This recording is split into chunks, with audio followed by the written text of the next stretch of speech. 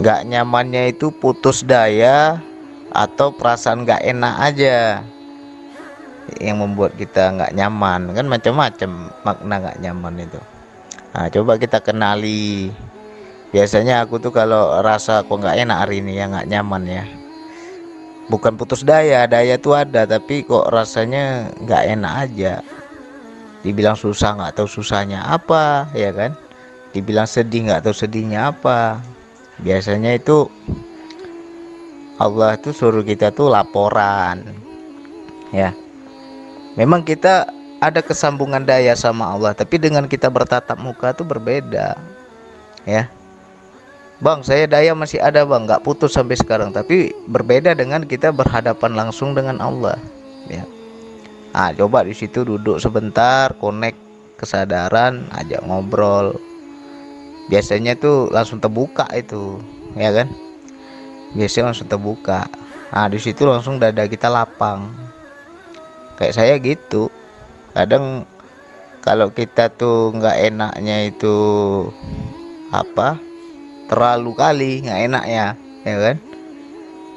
Ngadu bukan bukan ngadu mohon, ini ngadu kadang protes. Ini wilayah ini agak ekstrem ini, kadang protes ini. Protesnya seorang hamba, bisa protes dia sama Allah. Akhirnya Allah senyum, Allah ketawa, Allah langsung kasih lagi kelapangan hati, ya kan? Ya mungkin kita ada masalah kehidupan. Nah, di situ kita protes, ya Allah, aku udah begini kok begini lagi ya Allah. Nah, akhirnya di situ ada negosiasi lah, ya. Nah, akhirnya di situ baru turun tuh jawaban, ilham, petunjuk, jadi satu semua, dada kita lapang. Ya, istilah gini lah kalau bahasa kita manusia, kau ini mentang-mentang sudah apa nggak ada susah, nggak mau lagi main ke rumah aku, giliran susah baru kau datang ke rumah aku, kan gitu. Ya Allah tuh hanya ingin disapa, hanya ingin kita itu ngadu langsung, ketemu langsung, ya kan?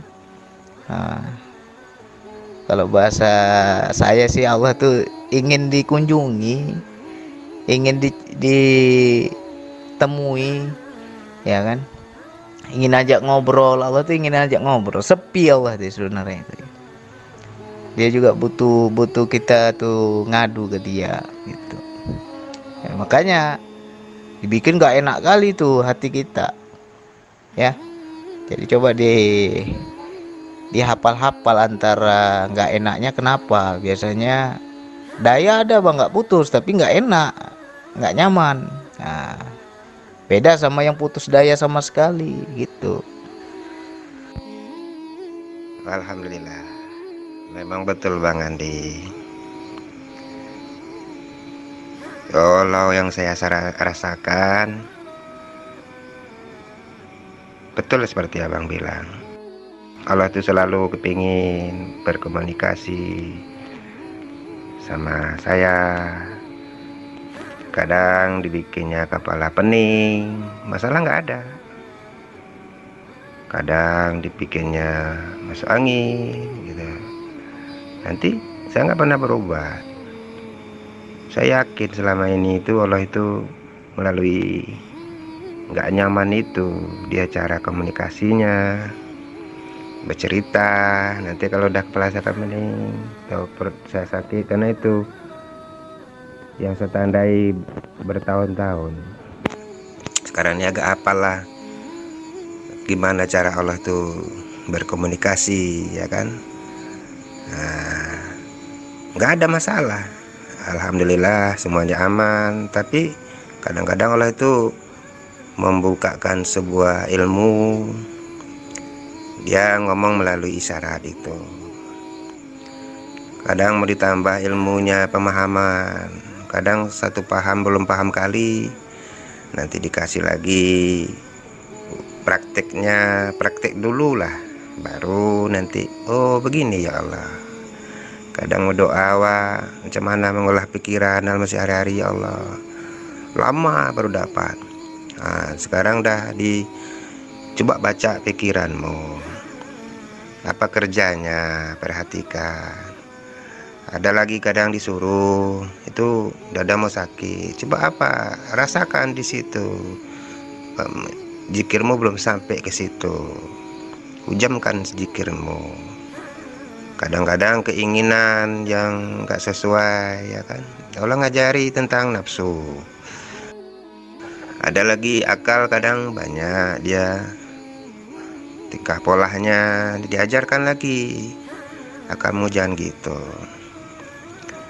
Nah, yang kurasakan seperti itu cara Allah menyampaikan pesannya sama saya, mengajari saya melalui praktek. Praktek apa? Praktek rohani itu dibikin kurang nyaman. Jadi nyaman ini bukan berarti ada yang kurang, tidak. Cuma memang betul kata Bang Andi, Allah selalu kepingin berkomunikasi, bercerita. Bahkan dulu saya sama Pak Rusli selalu senang saya bercerita sama tentang Allah. Jadi kalau ada, makanya saya selalu bercerita sama jemaah, bertanya begitu. Saya sendiri aja senang bercerita sama kawan-kawan tentang Allah. Dan Allah pun, kalau kita merujuk lagi kepada Al-Quran, kalau kau ceritakan aku dalam hatimu, ku ceritakan kamu dalam hatiku, kata Allah. Kalau kau ceritakan kamu dalam jemaah yang sedikit, ku ceritakan kamu jemaah yang lebih banyak. Apabila kau ceritakan tentang aku di jemaah yang banyak, ceritakan kamu di hadapan yang lebih banyak dan lebih baik, kata Allah. Jadi makanya saya tulis di tadi itu pesannya. Allah itu nggak mau jauh. Nah, jadi dibuat ada yang kurang nyaman, ada kurang tenang. Nah, itu saya anggap sebagai pesan bahwa Allah selalu pengen komunikasi sama diri ini, sama mungkin ada yang perlu disampaikan, mungkin cara ngomong saya mungkin ya kurang bagus, nanti saya kadang-kadang dibikin nggak bisa ngomong ataupun kurang baik omongannya, macam-macam lah Bang Di. Dari pengalaman selama ini selalu Allah tuh mendidik ke lebih yang, kalau udah lembut disuruh lebih lembut lagi, kalau udah bahasanya dulu kasar disuruh diperhalus lagi, udah halus makin lebih lembut lagi. Nah, kadang sering juga saya belajar dari YouTube Abang kan, ini Bang Andi ini saya dengar bahasanya makin lama makin sejuk saja, ini makin enak saja, ini apa resepnya? Rupanya dari intonim bahasa. Nah, di situ saya dapat pelajaran lagi. Intonim bahasa itu dia harus lebih slow, ya kan? Ada komanya, ya kan? Nah, itu nikmat. Pelajarannya semakin halus. Kalau nggak diteliti, ya saya gitu, lambat perubahan ke lebih baik lagi, lebih bijak lagi, lebih halus lagi. Kayaknya seperti itu yang Bang Andi, yang kurasakan pelajaran-pelajarannya. Terima kasih. Memang betul lah kata Bang Andi, Allah nggak suka kita putus hubungan sama dia. Allah selalu menawarkan cerita apa saja. Banyak cerita yang kadang-kadang pertanyaannya murah-murahan, tapi keluar hidayah yang luar biasa. Oke, terima kasih Bang Andi atas bimbingannya. Wassalamualaikum warahmatullahi wabarakatuh. Semoga Allah selalu melindungi, meridhoi kita selalu. Amin ya rabbal alamin. Jadi ini saya tambah sedikit lah ya, mumpung dayanya masih ada, ya kita mengalir aja. Alhamdulillah semua yang Pak Nas ceritakan itu benar. Ya kita terus belajar lah ya, belajar mengikuti rasa, belajar bagaimana, ibaratnya bagaimana ya, bahasa rasa itu kan lembut ya. Walaupun kadang lisan kita kasar, tapi bagaimana biar orang menangkapnya lembut, ya kan? Nah, apalagi kita orang Sumatera. Orang Sumatera kasar, nggak bisa kayak orang Jawa. Tapi bagaimana yang mereka tangkap lembutnya itu seperti orang Jawa kan gitu. Jadi bukan zohirnya yang orang lihat. Ya pokoknya kita terus belajar. Jadi ini ada sedikit tambahan, ya mungkin ya rezeki juga lah untuk Pak Nas dan semuanya. Ya. Dari yang saya pelajari, itu tadi yang pertama yang saya uraikan, rasa tidak nyaman itu untuk diri kita, ya. Ibaratnya ya Allah itu ingin dikunjungi, ingin ditemui, ingin disapa, ya, itu untuk diri. Tapi ada lagi proses yang nggak nyaman ini dari orang lain, Pak Nas. Ya, Pak Nas harus bisa membaca. Karena Pak Nas sekarang sudah jadi guru, sudah punya jemaah, sudah punya murid, sudah punya pengikut. Maka di situ akan ada yang namanya sambung rasa. Sambung rasa itu seperti apa, Bang? Sambung rasa itu adalah ketika salah satu murid kita bermasalah, maka kita ikut juga merasakan seperti apa yang mereka rasakan. Misalkan ada salah satu murid kesayangan kita sedang bermasalah, itu dia tembus, kita juga ikut merasakan. Tadi dia bertengkar rumah tangganya, dia lagi stres, dia lagi suntuk, dia lagi marah, maka kita sebagai guru pasti akan ikut kena vibrasinya, nyampe ke kita. Makanya banyak para guru itu bisa mengetahui apa yang sedang terjadi dengan murid-muridnya, ya. Nah memang awal-awal kita nggak nyaman, melihat si fulan begini, melihat si fulan lagi begitu, melihat lagi yang lain begini lagi, kita tumpuk jadi satu, diri kita memang nggak nyaman. Memang di situ akan berdampak kepada fisik. Dampaknya seperti apa? Ya bisa panas dingin badan kita, ya. Badan panas dingin, tengkuk kita jadi panas, hawanya nggak enak, apalagi susah tapi nggak tahu kita susahnya karena apa. Itu antara dua tadi, ya. Yang pertama Allah ingin disapa, dan yang kedua pasti ada salah satu dari sahabat kita yang sudah sambung rasa dengan kita sedang bermasalah. Itu Allah memberitahu, itu juga namanya signal, ya. Karena yang namanya guru itu ibarat kata, kan saya sudah tulis itu di YouTube, ya. Jasadku memang satu, tapi jiwaku bisa berpecah beribu-ribu. Ya, maknanya itu dalam, itu maknanya. Jasadku memang satu, tapi jiwaku bisa berpecah beribu-ribu. Ya. Jadi di situ kita bisa kontrol, kita bisa tahu, kita bisa paham, oh si fulan lagi begini, oh si fulan lagi begitu. Yaitu suatu anugerah yang Allah berikan karena ada sambung rasa tadi. Si murid sudah mahabbah kepada guru, maka dengan izin Allah, Allah membuka kacamata guru sehingga bisa mengetahui isi hati si murid, ya. Jadi ketika ada sambung rasa itu cepat. Oh si fulan bermasalah, kita ikut merasakan. Dia lagi susah, kita ikut susah, ya kan. Pokoknya terbaca itu. Nah jadi ya nanti Pak Anas coba diperhatikan lagi, ya. Karena kalau sudah guru itu pasti begitu dia. Dia punya kepekaan batin, sehingga makanya rata-rata kalau guru itu dia kasih obat kepada muridnya pasti dosisnya pas. Kok jawabannya bisa pas ya? Kok jawabannya kok cocok yang saya butuhkan? Karena apa? Udah terbaca duluan, ya.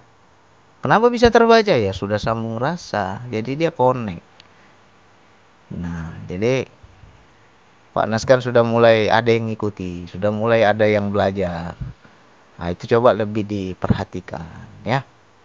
Kalau ada salah satu murid kita yang bermasalah, ya kita nasihati. kita tegur, ya, kita arahkan. Nah, kita doakan. Nah, itu paling penting tuh, doakan. Ya, mudah-mudahan ini terjawab lah apa yang Pak Nas rasa lah. Karena baru ini saya buka ini soal ini, ya. Sekian dari saya. Wassalamualaikum warahmatullahi wabarakatuh. Waalaikumsalam warahmatullahi wabarakatuh. Memang benar Bang Di, banyak signal-signal halus yang harus saya tangkap, saya pelajari lagi. Kadang awalnya melalui lintasan kan, kadang sering itu yang sering terbukti lah, yang saya rasakan selama inilah ya kan, ya baik melalui Bang Andi gitu. Udah ada lintasan itu saya upayakan gitu untuk, oh, kadang terbayang terlintas wajah Bang Andi ya kan, itu saya usahakan respon apa pesannya gitu. Dan akhirnya kadang ada perintah dari dalam, macam-macam lah yang disuruh. Awalnya dulu kadang-kadang pertama dulu saya anggap opini, saya anggap saja itu hasil olahan pikiran. Rupanya enggak, memang betul kata Bang Andi. Dan kepada sahabat-sahabat, teman-teman sepelajaran, sepengajian lah, begitu juga. Kadang ada dorongan, melalui dorongan disuruh telepon, ya saya walaupun dia nggak mau menelepon, ya saya usahakan telepon aja. Memang betul kata Bang Andi. Di situ, kenapa kamu ini? Oh, saya sudah 2 hari ini ada masalah. Apa masalahmu? Kadang kepahaman, kadang rumah tangga, kadang kerja, kadang ekonomi. Nah, di situ betul kata Bang Andi. Bukan kita yang tahu. Kadang dikasih Allah tahu jalan keluarnya. Loh, betul kata Bang Andi. Apa? Kok Bapak kok tahu? Gini. Ya, namanya dikasih tahu, saya bilang. Itu benar sekali. Sering itu saya coba. Cuma itulah,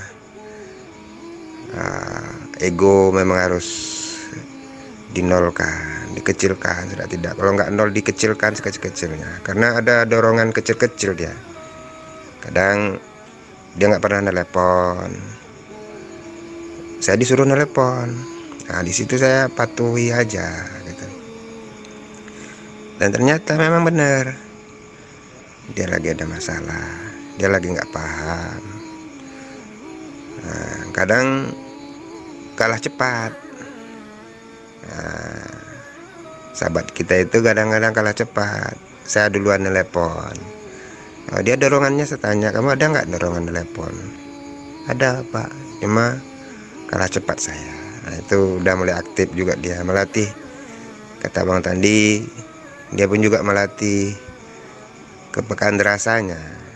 Saya bilang kalau ada lintasan, ada teringat, ada rindu, ada macam-macam perasaan yang menjurus ke seseorang, itu berarti kita sedang disambungkan sama Allah. Nah, itu yang saya rasakan dari pelajaran Bang Andi. Sekecil apapun informasi, baik lintasan, baik dorongan, baik rasa, baik perasaan, itu saya belajar dari Bang Andi. Itu memang begitu. Namanya kita bahasakan, Bang Andi bahasakan kepekaan rasa. Nah, semakin peka rasa ini, kalau kita nolkan, karena sering saya jumpai, yang lebih sering saya yang nelpon duluan. Dia kadang-kadang berhari-hari nggak nelpon gitu kan. Nah, saya bilang itu jangan sia-siakan. Tapi memang harus turun gunung. Kalau nggak terbaca. Makanya pernah kita dulu cerita, ini cocok nggak timingnya Bang Andi? Cocok. Nah, karena itu saya perhatikan kepekaan rasa itu tadi. Nanti ada perintah, ada tunggu dulu nanti aja. Mamanya ada saat-saatnya nanti ditentukan sama Allah. Oh ini belum timing waktu yang tepat. Macam saya kadang-kadang pernah ngasih paman saya yang mengasih kerjaan saya dulu, yang merawat saya dulu, yang membimbing saya bisa cari makan di negeri orang. Nah, saya terniat mau kasih gitu sama paman saya. Jadi dia orang berduit, orang ya kalau bagi saya orang kaya lah. Tapi ada dorongan. Cuma waktunya pun kadang-kadang ditentukan sama Allah. Jangan sekarang kasih. Nah, pas lagi dia mau ke Bali lah sama anak-anaknya. Pas di bandara saya telepon, suruh telepon, ini kirim uangnya. Nah, pas di bandara dia cerita senangnya luar biasa.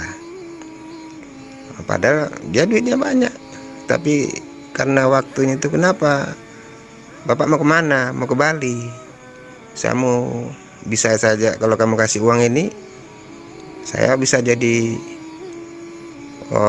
traktir orang ini, saya bisa jadi bos katanya. Jadi ada suasana temeng yang tepat itu, suasananya tambah senang, tambah gembira. Nah, itu memang halus bang, kadang sulit kita membacanya.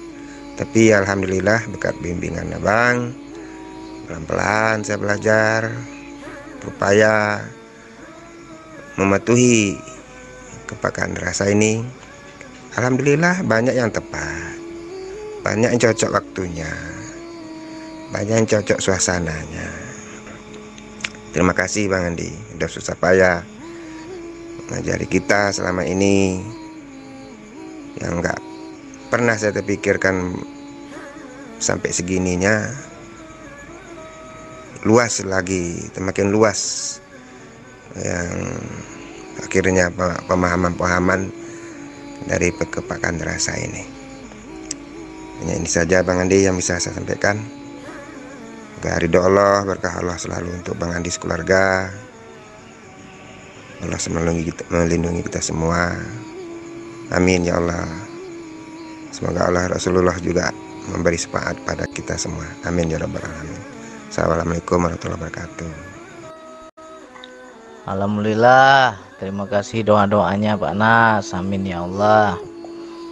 Ya itulah sebagai bukti bahwa kita itu harus terus belajar ya.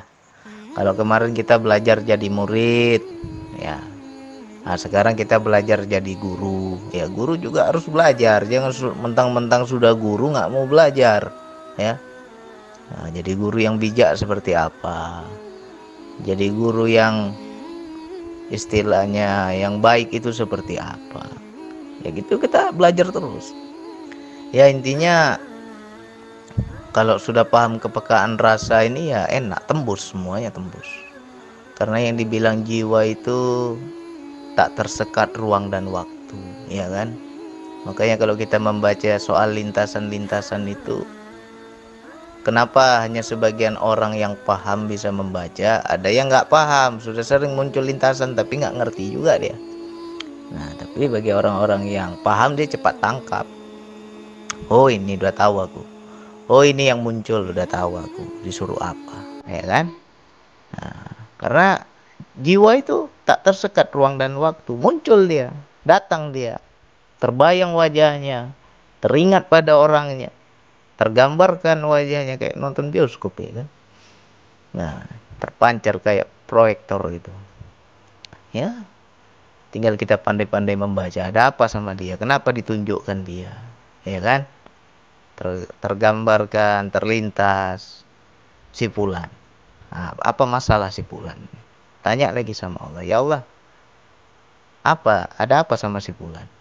Nah, paling nanti basa-basi aja itu, ya kan? Udahlah, teleponlah dia. Begitu kita telepon benar, rupanya sedang ada masalah. Ya berarti kan itu udah terbaca.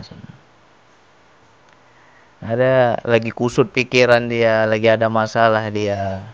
Dengan kita telepon, kita ajak ngobrol, keluar unek-uneknya, bisa jadi apa? Bisa jadi berkurang beban hidupnya, ya kan? Nah, itu semua tinggal diolah terus lah, ya. Olah terus, belajar terus. Jadi makanya terkadang kalau kita apa namanya main di kepekaan rasa ini, ya di situ positif dan negatif terbaca, ya. Positif dan negatif terbaca. Sama siapapun, ya. Terkadang ada nih orang sedang bicarakan kita, menggunjing kita di belakang kita.